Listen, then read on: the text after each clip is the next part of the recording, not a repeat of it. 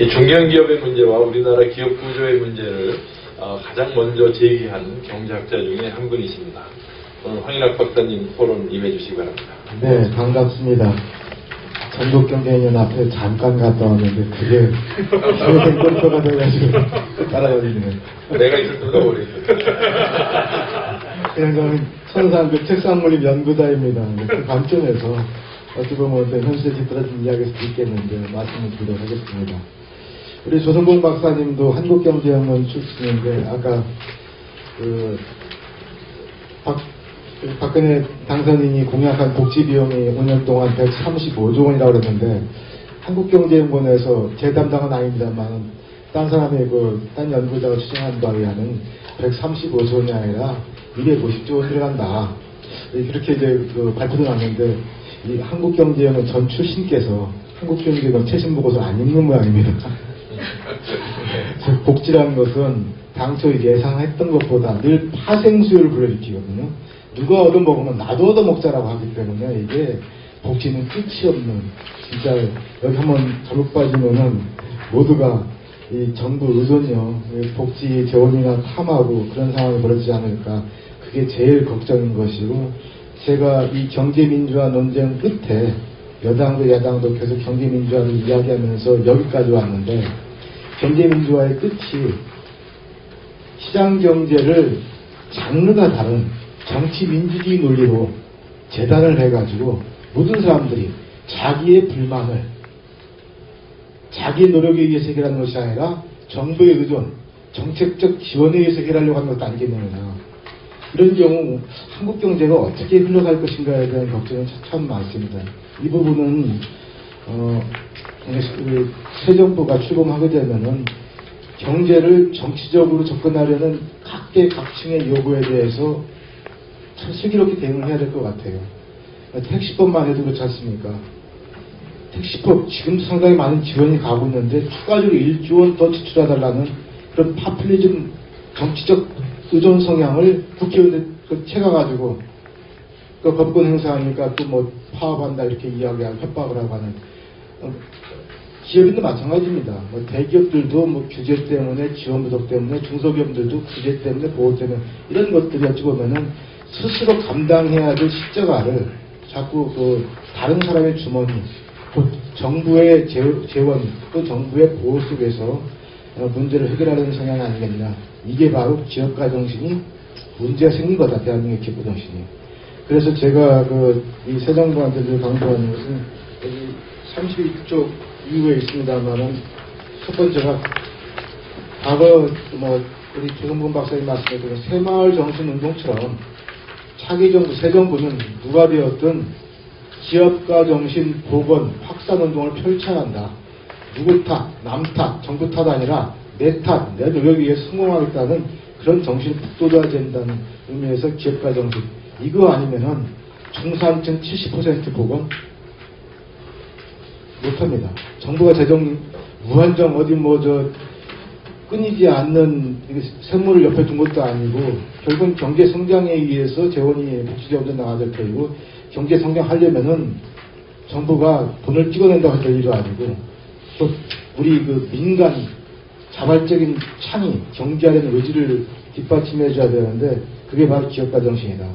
기업가 정신, 기업인들이 잘하면 되지 않느냐. 저는 기업가 정신을 그렇게 보지 않습니다. 기업가 정신은 뭐든지 자기가 맡은 분야에서 새롭게 해석하고 새로운 발상으로 새로운 부가가치, 좀 더 높은 효율 이런 것들을 창출해내는 게 기업가 정신이라고 생각합니다. 공무원들도 그렇게 할 수 있고 주부들도 그렇게 할 수 있고 학생들도 그렇게 할 수 있고 우리 모든 국민들이 이 기업가 정신을 새롭게 해야 된다는 것이 첫 번째. 사실은 요즘 참에 글 쓰기가 어려운 시기인데 여기저기 새 정부에 대한 바라는 이야기를 써달라고 해가지고 1월 8일날 게재됐던 것이 첫 번째 칼럼입니다. 기업가 정신을 먼저 해야 되는데 불행하게도 기업가 정신은 이명박 정부한테도 계속 저희들이 말씀을 드렸어요. 기업가 정신이 중요한 합의이니 이 부분을 잘 살펴야 된다. 그래서 이명박 정부 초기에 전경련 상무부장을 했던 이윤호 부장께서 지식경제부 장관을 가시면서 그 기업가정신 아이디어를 따서 11월 둘째 주간에 기업가정신 주간을 만들어서 행사를 했습니다. 작년 말에도 안 한 줄 알았더니 했는데 대개 기업들 모아놓고 훈장, 포상, 표창장 이런 거 주는 거 아니면 재작년 11월에는 대통령께서 참석하셔가지고 동반성장에 참여하던 기업인들을 아주 호되게 꾸짖었어요. 기업가 정신하고 무슨 관계가 있는지 기업가 정신에 죄를 뿌리는 일이 있었고 기업가 정신 관련된 데이터가 없습니다. 우리나라는. 전 기업가 정신 관련된 관심이 많아가지고 여기 찾아보면 EU 같은 경우는 EU 전체 차원에서 기업가 정신 실태를 각 회원국 조사하고 거기에 미국, 중국, 일본, EU 회원국 아니죠. 한국까지 끼워서 친절하게 조사를 해왔습니다. 그래서 한국의 기업가 정신 실태를 보려면 유자를 봐야 돼요. 기업가 정신은 종합 보고서와 대책을 끊임없이 만들어내고 있는 게 EU입니다. 한국은 EU 가서 보고 뵙게 되는 그런 상황이 되기 때문에 정부 차원에서 여기는 관심을 갖고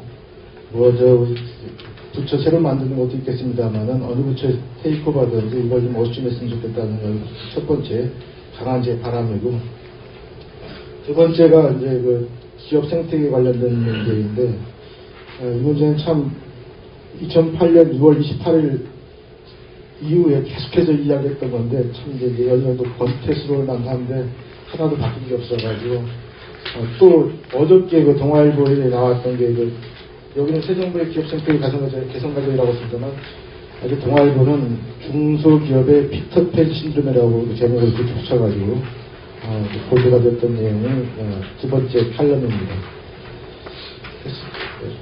우리 김종석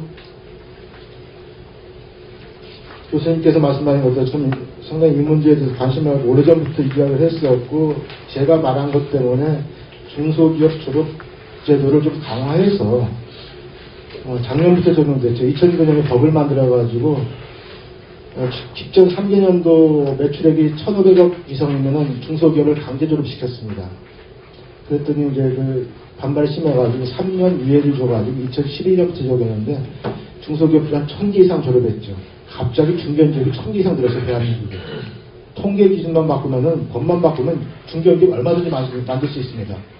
문제는 이들 법상 중견기업들이 2년, 3년 후에도 계속 중견기업에 남아있겠느냐, 아니면 다시 중소기업 지위를 획득해서 돌아가겠느냐. 저는 후자 쪽에 배팅을 하고 있습니다. 지금 현재 제도로라면은 기업을 키우는 게 대한민국에 절대적으로 불리한 기업인의 선택이다.